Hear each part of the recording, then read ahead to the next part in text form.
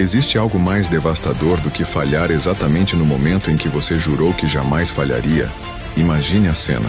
Você passa 3 anos inteiros ao lado de alguém que admira profundamente, declara publicamente que daria a vida por essa pessoa, bate no peito com orgulho dizendo que mesmo que todos abandonem, você nunca abandonaria.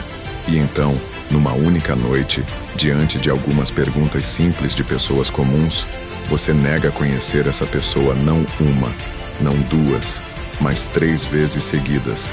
E para piorar, na 3ª vez você começa a praguejar, a jurar, a fazer de tudo para convencer os outros de que nunca teve qualquer ligação com aquele homem.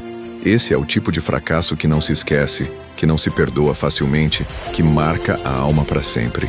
É o tipo de coisa que te faz acordar no meio da noite suando frio, repassando cada palavra dita, cada olhar trocado, cada oportunidade perdida de agir diferente.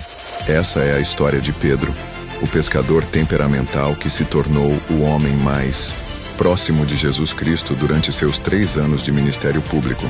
Mas não se engane, achando que essa é apenas mais uma história bíblica distante e irrelevante para sua vida hoje. A verdade é que a trajetória de Pedro é provavelmente a história mais humana e realista de transformação pessoal já registrada. Porque Pedro não era um super-herói espiritual, não era um monge iluminado desde o berço, não era alguém naturalmente equilibrado e sábio. Pedro era exatamente como você e eu, impulsivo, inseguro disfarçado de autoconfiante, cheio de boa intenção, mas com execução duvidosa, sempre falando antes de pensar e pensando antes de agir com sabedoria. Ele era aquele cara que levanta a mão primeiro na reunião, que promete mundos e fundos no entusiasmo do momento, que faz declarações grandiosas sobre lealdade e compromisso, mas que na hora H, quando a pressão realmente aperta, descobre que toda aquela confiança era na verdade uma armadura frágil, escondendo um coração apavorado. O paradoxo da história de Pedro é tão poderoso que chega a ser perturbador. Como é possível que o homem que cometeu o maior fracasso moral diante do próprio mestre tenha se tornado o principal líder da igreja primitiva? Como alguém que negou publicamente sua fé, que mentiu descaradamente 3 vezes seguidas, que jurou e praguejou dizendo não conhecer Jesus exatamente quando Jesus mais precisava de apoio, como essa mesma pessoa pode ter autoridade para liderar milhões de pessoas na fé que ele mesmo traiu? A resposta a essas perguntas vai muito além de uma simples história de redenção açucarada. O que aconteceu com Pedro revela princípios profundos sobre como funciona a verdadeira transformação humana, sobre o que realmente prepara alguém para a liderança genuína, e principalmente sobre como nossos maiores fracassos podem se tornar a fundação dos nossos maiores sucessos, desde que respondamos a eles da maneira certa. Porque aqui está a verdade inconveniente que ninguém gosta de ouvir.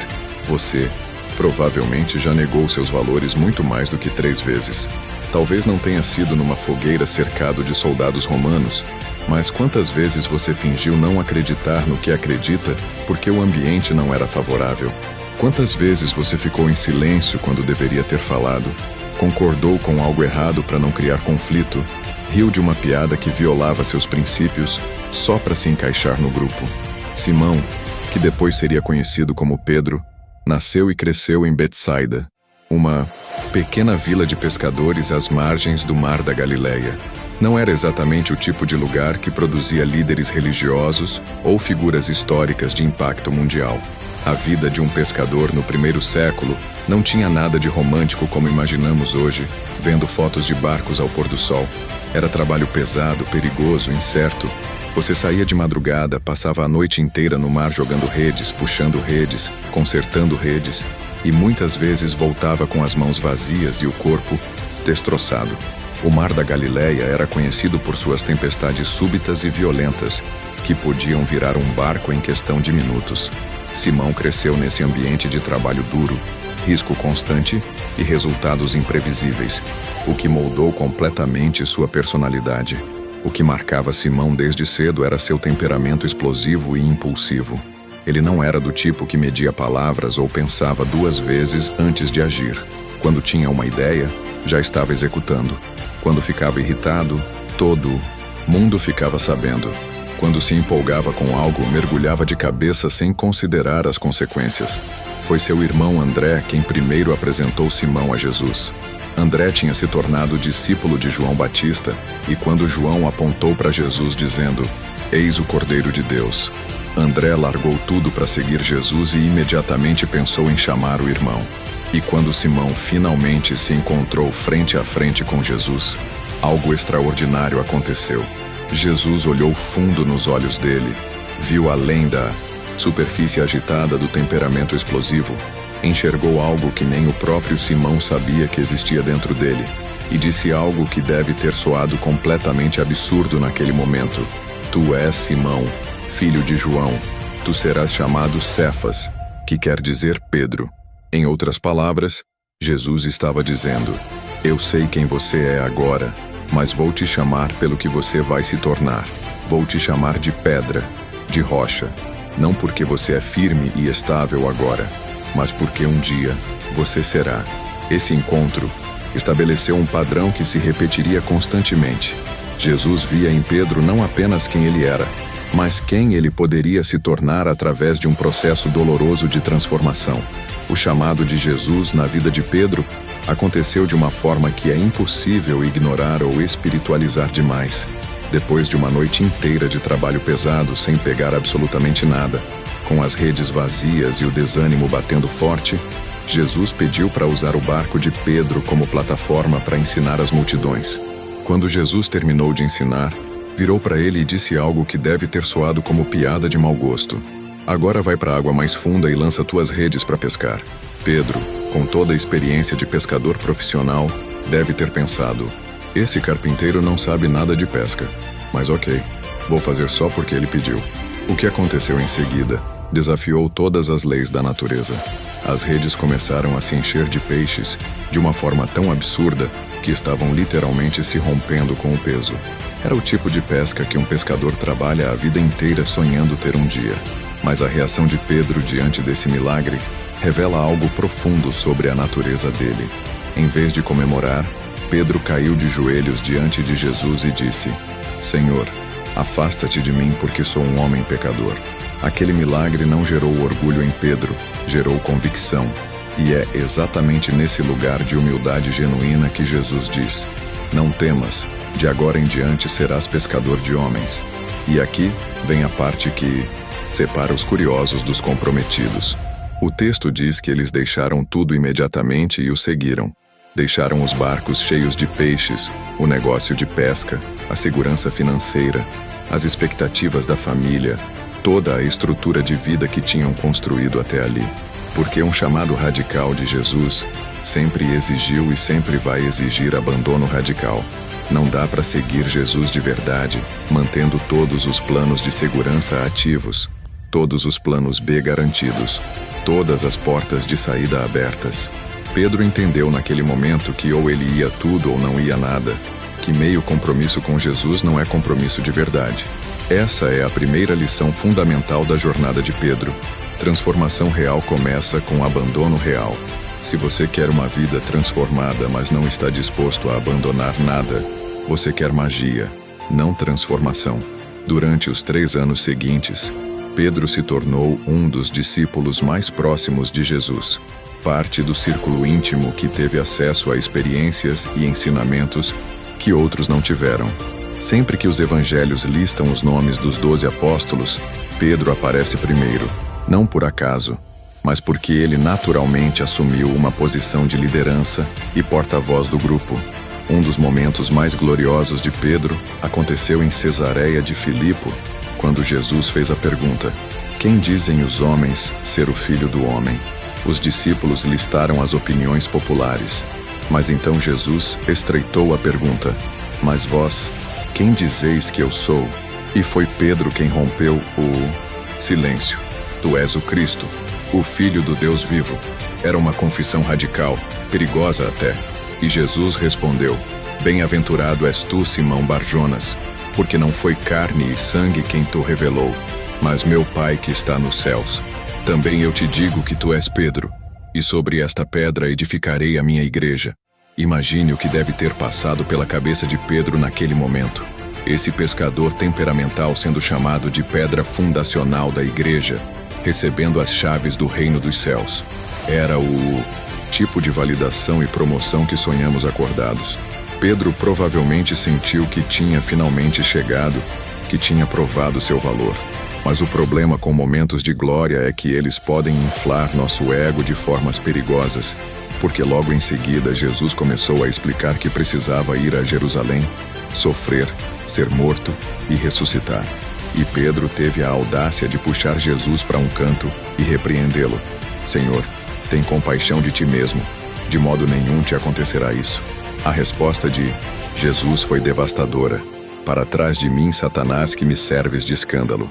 Em questão de minutos, Pedro passou de bem-aventurado a Satanás, de pedra fundacional a pedra de tropeço. Essa montanha-russa emocional ilustra perfeitamente quem Pedro era, capaz de grandes alturas e grandes quedas, tudo no mesmo dia. Outro momento icônico foi quando ele andou sobre as águas, o único humano além de Jesus a fazer isso. Pedro viu Jesus andando sobre o mar e disse: Senhor, se és tu, manda-me ir, ter contigo por cima das águas. Jesus simplesmente respondeu: Vem. Pedro começou a andar sobre a água, mas então viu o vento forte e começou a afundar, gritando: Senhor, salva-me. Esse episódio captura perfeitamente o padrão de Pedro. Fé inicial ousada, seguida de dúvida quando as circunstâncias parecem esmagadoras, terminando em resgate por Jesus. Havia um padrão claro se desenvolvendo. Entusiasmo inicial e promessas grandiosas, seguidos de ação impulsiva, seguida de fracasso, seguidos de lição aprendida até o próximo ciclo começar. Quando Jesus lavou os pés dos discípulos, Pedro primeiro recusou categoricamente. E quando Jesus explicou que sem isso ele não teria parte com ele, Pedro imediatamente exagerou para o outro lado. Senhor, não somente os pés, mas também as mãos e a cabeça. Sempre nos extremos, nunca no equilíbrio.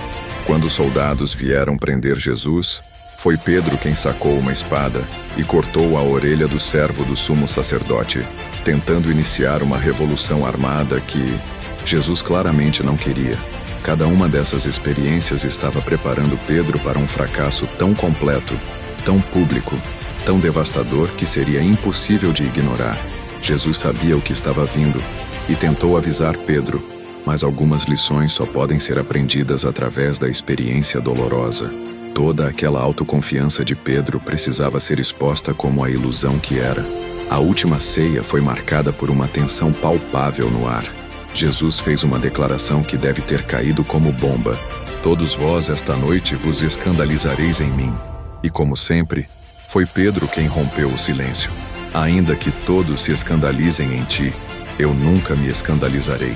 Era uma afirmação de superioridade moral disfarçada de lealdade. Jesus então estreitou o foco. Em verdade te digo que nesta mesma noite, antes que o galo cante, 3 vezes me negarás. Mas Pedro dobrou a aposta.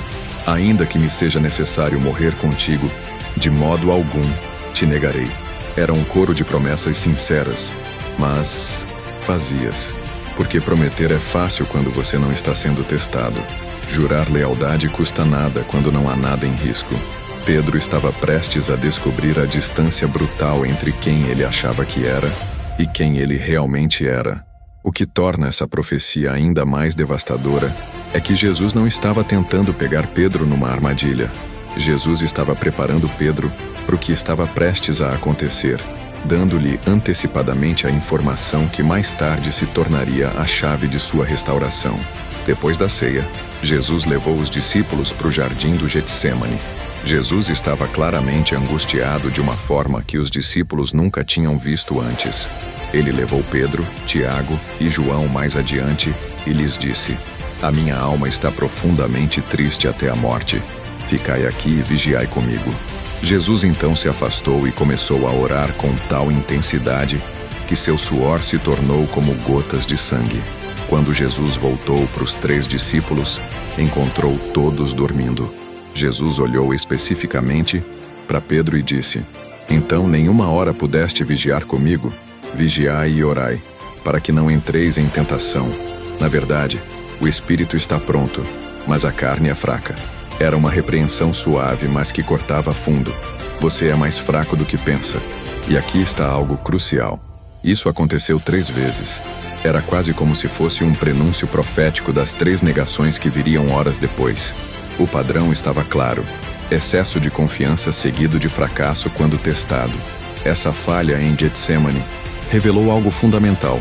Pedro estava tão confiante que não sentia necessidade de orar, de se preparar espiritualmente para o que vinha. Enquanto Jesus ainda falava, uma multidão chegou ao jardim. Era liderada por Judas, que beijou Jesus marcando-o para os soldados. Pedro sacou uma espada e cortou a orelha do servo do sumo sacerdote. Era uma tentativa de homicídio disfarçada de lealdade a Jesus. Pedro estava tentando resolver através da violência o que era essencialmente uma questão espiritual. A resposta de Jesus foi imediata. Mete a tua espada na bainha. Jesus então tocou a orelha de Malco e a curou instantaneamente. Quando ficou claro que Jesus não ia resistir à prisão, algo quebrou em Pedro. Ele esperava que Jesus finalmente revelasse seu poder, convocasse legiões de anjos, destruísse os inimigos. Mas em vez disso, Jesus estava permitindo ser amarrado, arrastado. E nesse momento, Pedro fez algo profético. Ele começou a seguir Jesus, mas de longe, não perto o suficiente para ser identificado como discípulo, mas não longe o suficiente para perder Jesus completamente de vista. E sempre que você se encontra seguindo Jesus de longe, o fracasso está batendo na porta, porque proximidade é proteção, mas distância é perigo. Pedro seguiu até o palácio do sumo sacerdote Caifás. No pátio externo, pessoas se reuniam ao redor de uma fogueira, e Pedro entrou no pátio e se sentou junto ao fogo com eles. Ele estava literalmente se aquecendo no fogo aceso pelos inimigos de Jesus, compartilhando espaço com as pessoas que tinham acabado de prender seu mestre. Era a pior decisão possível, mas Pedro estava operando em modo de sobrevivência agora. Ele estava frio, confuso, assustado, e o fogo era convidativo.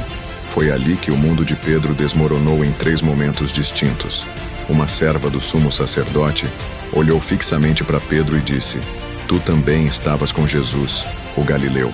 Não era uma ameaça explícita de prisão ou morte. Era apenas uma serva fazendo uma observação. Mas, para Pedro, aquelas palavras soaram como sentença de morte. Todos os olhos se voltaram para ele. E Pedro teve uma escolha clara: confirmar sua identidade como discípulo de Jesus, ou negar e preservar sua segurança. Não sei o que dizes, Pedro respondeu. Era uma mentira e todo mundo sabia. Foi uma negação consciente e deliberada, a primeira das 3. Se você está gostando dessa história transformadora, não perca tempo e se inscreva já no canal. Toque no sininho de notificações, porque temos muito mais histórias impactantes como essa, que vão mudar sua perspectiva sobre fracasso e restauração. Pedro saiu em direção ao alpendre, tentando fugir da situação, mas ele não foi embora completamente. Ficou ali, no limbo entre ficar e fugir. E foi exatamente nesse lugar que ele ouviu o primeiro canto do galo. Era o aviso que Jesus havia profetizado. Mas em vez de servir como despertar, aquele canto foi ignorado. Pedro continuou, afundando mais fundo na mentira. Porque aqui está a verdade sobre mentiras. Elas nunca vêm sozinhas. A primeira mentira sempre precisa de uma segunda para sustentá-la. Outra pessoa viu Pedro e disse: Este também estava com Jesus, o Nazareno. Segunda acusação, segunda oportunidade. E Pedro respondeu de forma mais enfática: Homem, não conheço esse homem. Cada negação torna a próxima mais fácil. Cada mentira pavimenta o caminho para a mentira seguinte. Passou cerca de 1 hora. E então outra pessoa, notando o sotaque distintivo de Pedro, afirmou: Verdadeiramente, este também estava com ele, pois é Galileu. O modo como Pedro falava o entregava. E foi nesse momento que Pedro atingiu o fundo do poço. Ele começou a praguejar e a jurar, invocando maldições sobre si mesmo. Não conheço esse homem de quem falais. Pedro gritou com toda a convicção de um mentiroso desesperado. Era a terceira negação, a mais veemente, a mais desesperada. E imediatamente, o galo cantou pela segunda vez. E então aconteceu algo que mudou tudo. Jesus estava sendo movido de um lugar para outro dentro do palácio, e o caminho dele passou pelo pátio onde Pedro estava. E Jesus virou e olhou diretamente para os olhos de Pedro. Não disse nada, não precisava. Aquele olhar continha tudo: tristeza, decepção, mas também compaixão. Não era ódio, era dor de ser traído por alguém que amava. E naquele segundo eterno, Pedro se lembrou. Lembrou da profecia, lembrou de sua declaração arrogante, lembrou das 3 negações. Pedro saiu correndo e chorou amargamente. Soluços profundos de um homem cuja autoimagem acabara de ser completamente despedaçada. Os próximos 3 dias foram provavelmente os mais escuros que Pedro jamais experimentou. Enquanto Jesus estava sendo julgado, torturado e crucificado, Pedro estava lidando com o peso esmagador de saber que tinha falhado no momento mais crítico. Não foi um fracasso privado, foi público, testemunhado por múltiplas pessoas. Como você volta disso? Como você vive consigo mesmo sabendo que quando realmente importou, você falhou espetacularmente? Judas, que traiu Jesus por dinheiro, já tinha se enforcado incapaz de viver com a culpa. Pedro provavelmente pensou em desistir. A dor não era apenas remorso pelo que fez, era o colapso completo de quem ele pensava que era. Ele tinha se visto como o líder, o mais leal, e tudo isso foi exposto como fantasia auto-ilusória numa única noite.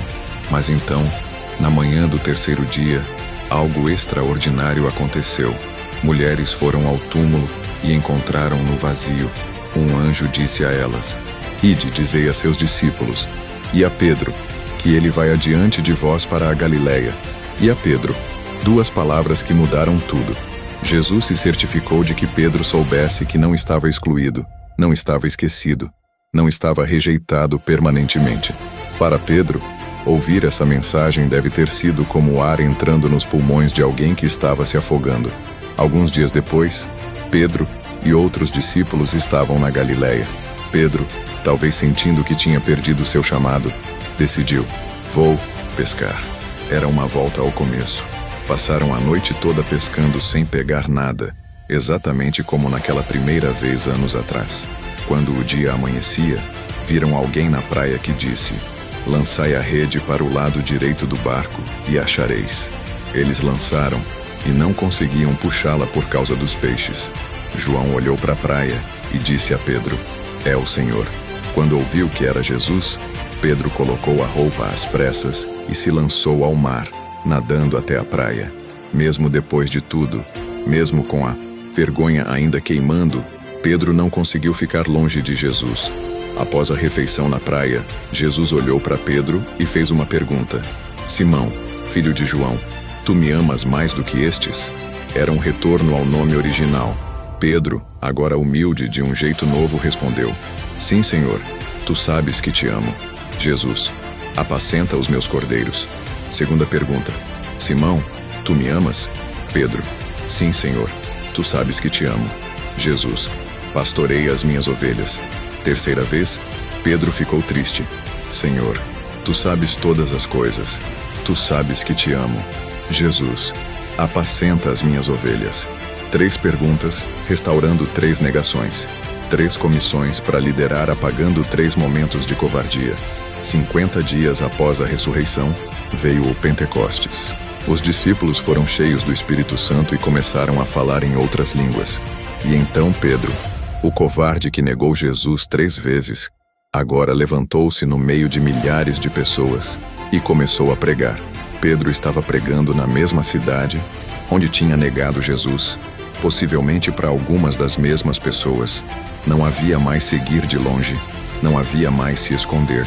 Pedro estava na frente de todos, identificando-se publicamente com Jesus da forma mais clara possível. E não era apenas coragem impulsiva como antigamente. Era coragem sustentada pelo Espírito Santo, fundamentada em humildade, temperada pelo fracasso anterior. Pedro não estava confiando em sua própria força dessa vez. E o resultado foi extraordinário. Cerca de 3.000 pessoas se arrependeram e foram batizadas naquele dia. O homem que negou Jesus sozinho agora levava milhares a confessá-lo publicamente. A transformação estava completa. Os anos seguintes demonstraram que essa foi uma transformação genuína e duradoura. Pedro realizou milagres poderosos e enfrentou perseguição repetidamente sem nunca mais negar Jesus. Quando um paralítico pediu esmola, Pedro disse: "Não tenho prata nem ouro, mas o que tenho isso te dou. Em nome de Jesus Cristo, levanta-te e anda." E o homem andou. Pedro foi preso múltiplas vezes, açoitado, ameaçado, mas nunca mais negou. A negação tinha sido tão dolorosa que nenhuma ameaça humana poderia fazê-lo repetir aquele erro. A tradição histórica conta que Pedro foi martirizado em Roma durante a perseguição de Nero. Quando condenado à crucificação, Pedro pediu para ser crucificado de cabeça para baixo, porque não se considerava digno de morrer da mesma forma que Jesus. O homem que uma vez negou conhecer Jesus agora recusava a honra de morrer como Jesus. O covarde que fugiu agora enfrentava voluntariamente a morte mais brutal em nome de Jesus. A transformação não poderia ser mais completa. O segredo da transformação de Pedro está no processo doloroso, mas necessário de quebrantamento seguido de restauração. Pedro precisava ser quebrado porque estava confiando nas coisas erradas. Confiava em sua lealdade natural, em seu amor sincero por Jesus, em sua disposição genuína de fazer sacrifícios. Tudo isso era real, mas não era suficiente. O olhar de Jesus naquela noite não foi apenas de dor pela negação. Foi de misericórdia, porque Jesus sabia que aquele fracasso era necessário para o processo de transformação. Deus não causa nossos fracassos, mas Ele permite que enfrentemos situações que expõem quem realmente somos. E quando finalmente vemos a verdade sobre nós mesmos, há duas opções: desespero que leva à desistência, como Judas, ou arrependimento que leva à restauração, como Pedro. A diferença está na resposta ao fracasso. Judas viu seu fracasso e concluiu que estava acabado. Pedro viu seu fracasso, chorou amargamente, mas permaneceu disponível para a restauração quando ela veio. Então, como isso se aplica a você? Primeiro, você precisa parar de esconder seus fracassos e começar a processá-los honestamente. Nossa cultura incentiva a apresentar apenas sucessos, esconder quedas. Mas crescimento real só acontece quando paramos de fingir e começamos a confrontar a verdade sobre nós mesmos. Você precisa nomear onde falhou, reconhecer as promessas que quebrou, admitir os valores que negou quando a pressão apertou, não para ficar em culpa interminável, mas para começar o processo de verdadeira mudança. Segundo, você precisa entender que seu fracasso não define seu valor ou seu futuro. Sua resposta ao fracasso, sim. Você já falhou? Com certeza. A pergunta não é se você falhou, é o que você está fazendo com o fracasso. Está deixando definir você permanentemente? Ou está usando como degrau para algo maior? Você não é seu pior momento. Você é o que Deus diz que você é. E se há arrependimento genuíno, Deus diz que você é perdoado, restaurado e ainda útil. Terceiro, pare de tentar liderar ou viver baseado em sua própria força. As promessas de Pedro eram sinceras, mas vazias porque estavam fundamentadas em avaliação equivocada de sua própria capacidade. A transformação real em Pedro veio quando ele parou de confiar em Pedro e começou a confiar no Espírito Santo, operando através de sua fraqueza reconhecida. A força cristã autêntica não é ausência de fraqueza, é dependência consciente de Deus em meio à fraqueza conhecida. Quarto, entenda que preparação espiritual não é tempo perdido, é investimento essencial. Lembra de Getsemane? Pedro dormiu em vez de orar, e horas depois negou Jesus exatamente porque não tinha se preparado. Você não pode esperar ter força na crise se não está construindo força nos tempos de calmaria. Oração, leitura bíblica, comunhão, tudo isso que parece perda de tempo quando a vida está tranquila, é exatamente o que te sustenta quando a vida vira de cabeça para baixo. Finalmente, aceite que Deus pode estar usando até seus fracassos como ferramentas de preparação para algo maior. Quando você está no meio do fracasso, chorando como Pedro chorou, parece impossível que algo bom possa vir daquilo. Mas se você é de Deus, se há arrependimento real, Deus tem essa capacidade sobrenatural de transformar até o lixo de nossas vidas em fertilizante para crescimento futuro.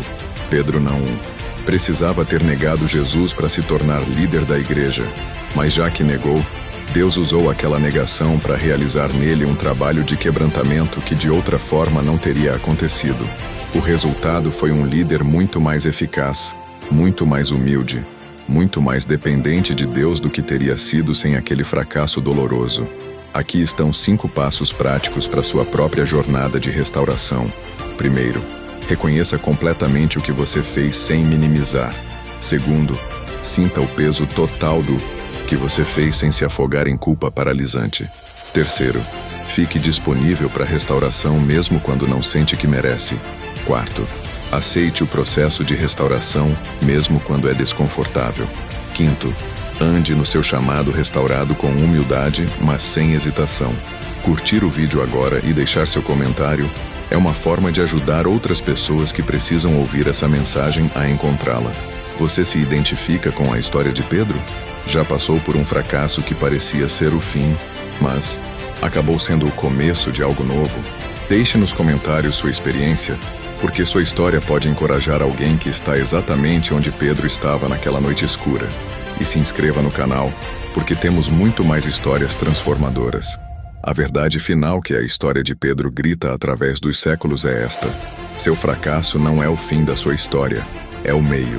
É o lugar onde Deus faz seu melhor trabalho de transformação, onde a autossuficiência orgulhosa é finalmente quebrada. Pedro precisava negar Jesus para descobrir que Pedro sozinho era incapaz de permanecer fiel a Jesus. Era o caminho de Deus para levar Pedro do orgulho disfarçado de lealdade à humildade autêntica. E funcionou. O pescador temperamental se tornou a pedra fundamental da igreja, não apesar de seu fracasso, mas através dele.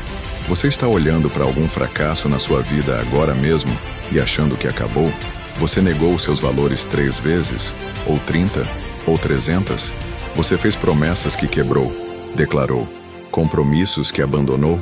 Você está carregando culpa que parece pesada demais para superar, achando que perdeu sua chance, desperdiçou seu chamado, decepcionou Deus irremediavelmente? Então você precisa ouvir isso. O mesmo Jesus que olhou para Pedro naquela noite mais escura e depois mandou um recado especial dizendo: "E a Pedro", esse mesmo Jesus está olhando para você agora, não com condenação que esmaga, mas com convite que restaura, não dizendo: "Você estragou tudo e eu desisti de você", mas dizendo: "Eu sabia que isso ia acontecer, te avisei, você caiu exatamente como eu disse que cairia, mas ainda tenho planos para você, ainda posso te usar, ainda quero te usar, então levanta e vem." A diferença entre continuar prostrado no fracasso e se levantar para a restauração não está na gravidade do erro, está na disposição de aceitar que Deus não trabalha apenas com pessoas perfeitas. Na verdade, Deus raramente usa pessoas que nunca falharam gravemente, porque essas pessoas tendem a liderar com arrogância inconsciente, ministrar sem compaixão genuína e julgar severamente aqueles que tropeçam. Pedro pós-negação era infinitamente mais útil para as mãos de Deus do que Pedro pré-negação jamais poderia ter sido, porque o Pedro que pregou em Pentecostes sabia que estava ali pela graça, não pelo mérito. O Pedro que confrontou autoridades romanas sem negar Jesus sabia que sua coragem não vinha de dentro dele, mas do Espírito operando através dele. O Pedro que escreveu cartas incentivando cristãos perseguidos a permanecerem firmes sabia exatamente como era difícil permanecer firme sob pressão real, porque ele mesmo tinha falhado miseravelmente nisso antes. Essa combinação de humildade profunda e ousadia sobrenatural é o resultado de fracasso processado corretamente, não de sucesso ininterrupto. Pense nas implicações práticas disso para sua vida hoje. Quantas vezes você deixou de tentar algo novo, de assumir uma posição de liderança, de falar uma verdade necessária ou de servir de forma significativa porque ainda está definido por um fracasso do passado? Quantas oportunidades você já recusou porque achou que não merecia, que não era qualificado, que tinha perdido o direito através de erros anteriores? Essa é exatamente a mentira que o inimigo quer que você acredite, porque se ele consegue te manter paralisado em culpa e vergonha, você nunca vai se levantar para fazer o que Deus te chamou para fazer. Pedro poderia ter passado o resto da vida escondido em Betsaida, voltado permanentemente para a pesca, vivendo atormentado pela memória daquela noite em que negou Jesus 3 vezes. Judas escolheu esse tipo de fim, terminando sua própria vida porque não conseguiu viver com o peso do que fez. Mas Pedro escolheu diferente. Ele chorou, sentiu o peso devastador da culpa, mas quando a oportunidade de restauração veio, ele a aceitou mesmo sem se sentir digno dela. E aqui está algo crucial que você precisa entender. Restauração não é sobre você merecer, é sobre Deus ser quem Ele é. Se restauração dependesse de mérito, ninguém seria restaurado, porque ninguém merece graça por definição. Graça que é merecida não é graça, é pagamento. Mas graça de verdade, graça transformadora, é dada precisamente a quem não merece. Pedro não fez nada para merecer aquele recado especial do anjo no túmulo vazio. Não fez nada para merecer ser perguntado 3 vezes se amava Jesus na praia. Não fez nada para merecer ser cheio do Espírito Santo em Pentecostes. Tudo isso foi pura graça, baseada não no caráter de Pedro, mas no caráter de Deus. E o mesmo se aplica a você. Se você está esperando se sentir digno de restauração antes de buscá-la, você nunca vai buscá-la, porque pessoas quebradas por fracasso genuíno nunca se sentem dignas. A questão não é se você merece, é se você está disponível. Pedro estava disponível, e isso fez toda a diferença. Há uma outra camada profunda nessa história que não podemos ignorar. O propósito eterno de Deus não foi atrasado ou alterado pelo fracasso de Pedro. Jesus disse: "Sobre esta pedra edificarei minha igreja", sabendo perfeitamente que Pedro ia negar. A igreja não foi construída sobre a versão idealizada de Pedro que nunca falhou, foi construída sobre o Pedro real que negou e foi restaurado. Isso deveria ser tremendamente encorajador para você, porque significa que Deus não está surpreso com seus fracassos, não está reajustando o plano celestial, porque você não correspondeu às expectativas. Deus sabia exatamente quem você era quando te chamou, conhecia cada falha futura, cada tropeço inevitável, cada negação que você faria, e te chamou mesmo assim, não porque suas falhas não importam, mas porque seu poder de restaurar é maior que sua capacidade de falhar. O plano de Deus para sua vida inclui até seus erros, não porque Ele os causa ou aprova, mas porque Ele é grande o suficiente para redimi-los e usá-los como ferramentas de moldagem. Isso muda completamente como você deve encarar seu passado. Em vez de ver seus fracassos como manchas permanentes no currículo espiritual, você pode começar a vê-los como os lugares exatos onde Deus fez cirurgia profunda em seu caráter. Aquele relacionamento que você arruinou através de escolhas egoístas, Deus pode usar isso para te ensinar sacrifício genuíno. Aquele negócio que você destruiu por desonestidade, Deus pode usar isso para construir integridade inabalável em você. Aquela oportunidade ministerial que você perdeu por orgulho, Deus pode usar isso para cultivar humildade verdadeira. O padrão é sempre o mesmo. Quebrantamento seguido de restauração produz pessoas muito mais úteis do que a ausência de quebrantamento jamais produziria. Pessoas que nunca falharam gravemente tendem a ser duras com aqueles que falham, impacientes com processos de crescimento e confiantes nas coisas erradas. Mas pessoas que falharam, se arrependeram genuinamente e foram restauradas, essas pessoas lideram com graça, ministram com paciência e confiam apenas em Deus. Então aqui está o desafio prático e direto para você hoje. Pare de usar seu passado como desculpa para não fazer o que Deus está chamando você para fazer agora. Se Pedro tivesse ficado paralisado pela memória de sua negação, 3.000 pessoas não teriam sido salvas em Pentecostes. Se Pedro tivesse recusado liderar porque não se sentia qualificado após seu fracasso, a igreja primitiva não teria tido a liderança que precisava nos momentos mais críticos. Se Pedro tivesse deixado a culpa transformá-lo em alguém passivo e hesitante, toda a trajetória do cristianismo teria sido diferente. Mas Pedro não fez nada disso. Ele aceitou a restauração que Jesus ofereceu, andou na humildade que o fracasso produziu, mas também andou na ousadia que o Espírito Santo capacitou. E você precisa fazer o mesmo. Precisa parar de dizer: não posso liderar porque já falhei como líder. Não posso aconselhar porque já fiz escolhas terríveis. Não posso falar sobre fé porque já neguei minha fé. Essas declarações soam humildes, mas na verdade são orgulho disfarçado, porque assumem que seu histórico importa mais que o poder restaurador de Deus. A história de Pedro também nos ensina algo vital sobre como Deus nos prepara, através de processos longos que parecem desnecessários no momento. Por que Jesus precisou de 3 anos com Pedro? Por que não simplesmente transformá-lo instantaneamente no líder que precisava ser? Porque transformação real não acontece instantaneamente. Acontece através de processos que incluem alturas e quedas, sucessos e fracassos, momentos de brilho e momentos de vergonha. Cada experiência que Pedro teve durante aqueles 3 anos com Jesus estava preparando-o para algo, mesmo quando parecia apenas um erro embaraçoso. Quando Pedro repreendeu Jesus e foi chamado de Satanás, estava aprendendo que suas ideias sobre como as coisas deveriam ser eram falhas. Quando Pedro afundou nas águas depois de andar sobre elas, estava aprendendo que foco em Jesus era mais importante que confiança em si mesmo. Quando Pedro cortou a orelha de Malco, estava aprendendo que zelo sem sabedoria é perigoso. E quando Pedro negou Jesus 3 vezes, estava aprendendo a lição final e mais importante.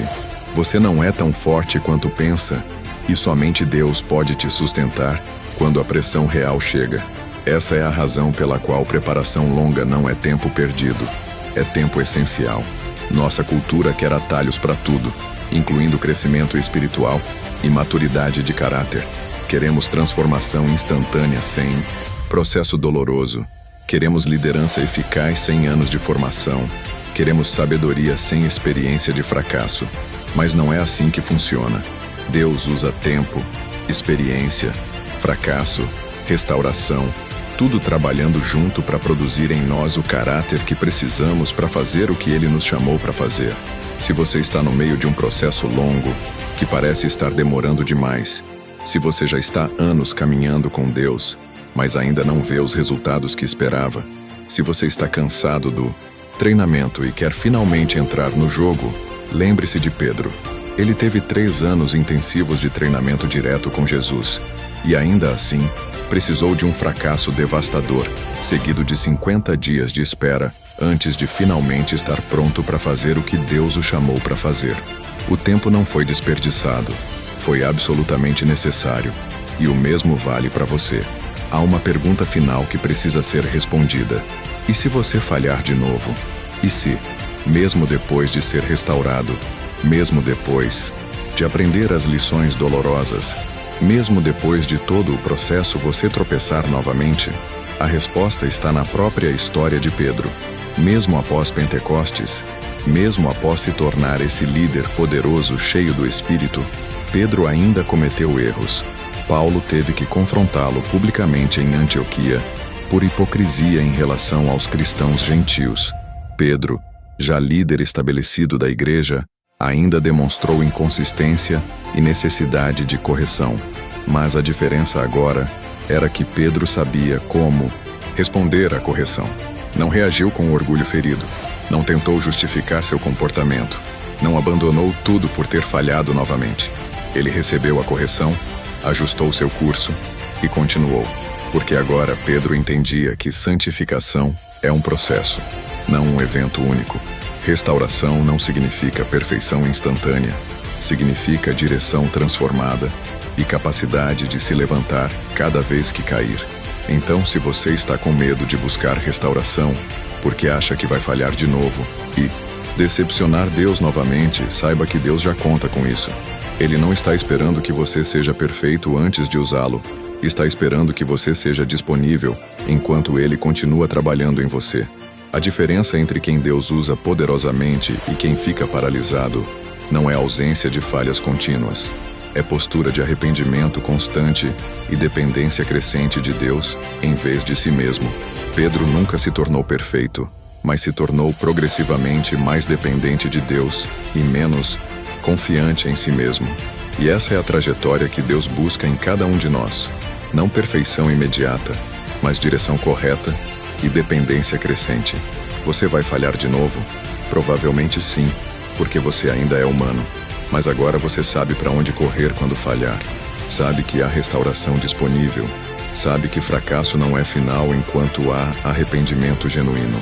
A história de Pedro termina, segundo a tradição, com ele sendo crucificado de cabeça para baixo em Roma. Pense na jornada completa do pescador temperamental que prometeu nunca negar Jesus, mas negou 3 vezes, ao líder humilde que pediu para ser crucificado de cabeça para baixo porque não se considerava digno de morrer como seu Senhor. Essa é a distância que a graça transformadora de Deus pode cobrir, de covarde a mártir, de negador a confessor até a morte, de homem que não conseguiu ficar acordado orando 1 hora, a homem que deu a vida por aquele que ele uma vez negou conhecer. Se Deus pode fazer isso com Pedro, se pode transformar tão completamente alguém que falhou tão publicamente, então não há limite para o que ele pode fazer com você. Não importa quão grave foi seu fracasso, quão pública foi sua queda, quão envergonhado você está do que fez ou deixou de fazer. O poder restaurador de Deus é maior que seu pior dia. Sua graça é mais profunda que seu fracasso mais devastador. Seu propósito para você sobrevive intacto mesmo depois que você acha que destruiu tudo. Você se identifica com a história de Pedro? Deixe nos comentários, porque sua história de fracasso e restauração pode ser exatamente o que alguém precisa ouvir hoje para ter coragem de se levantar mais uma vez. E se este vídeo tocou você, se você vê sua própria jornada refletida na de Pedro, compartilhe com alguém que precisa ouvir que fracasso não é o fim. O reino de Deus é construído não sobre pessoas que nunca caíram, mas sobre pessoas que caíram, se arrependeram, foram restauradas e agora estendem a mesma graça a outros. Pedro entendeu isso tão profundamente que passou o resto da vida não escondendo seu fracasso, mas deixando-o informar seu ministério. Ele liderava como alguém que conhecia íntima e dolorosamente o sabor amargo da negação. Ministrava como alguém que tinha experimentado pessoalmente o poder restaurador de um olhar de Jesus. Ensinava como alguém que aprendeu as lições mais importantes através da experiência dolorosa, não através de teoria teológica. Então aqui está a palavra final para você. Levante. Pare de usar seu fracasso como motivo para ficar deitado. Pare de deixar a culpa do passado roubar o propósito do presente. Pare de acreditar na mentira de que você é caso perdido, inutilizado, descartado. Se há respiração em seus pulmões, há propósito em sua vida. Se há arrependimento em seu coração, há restauração disponível. Se há disposição de recomeçar, há poder de Deus para sustentar. Pedro prova isso. Sua história grita através de 2000 anos que Deus especializa em usar pessoas quebradas que permitiram que o quebrantamento as transformasse em vez de destruí-las. Você é uma dessas pessoas. Seu fracasso não o desqualificou, o preparou. Suas lágrimas de arrependimento não foram desperdiçadas. Foram o começo de algo novo. Aquele olhar de Jesus que você sentiu em seu fracasso, aquele momento em que você percebeu o peso total do que fez, aquilo não foi o fim. Foi o começo da maior transformação que você jamais experimentará. Então levante, aceite a restauração que está sendo oferecida e ande no chamado que nunca foi revogado apenas porque você caiu no caminho. Porque essa é a mensagem de Pedro. Deus constrói sua igreja não sobre pessoas perfeitas, mas sobre pessoas restauradas. E você pode ser uma delas.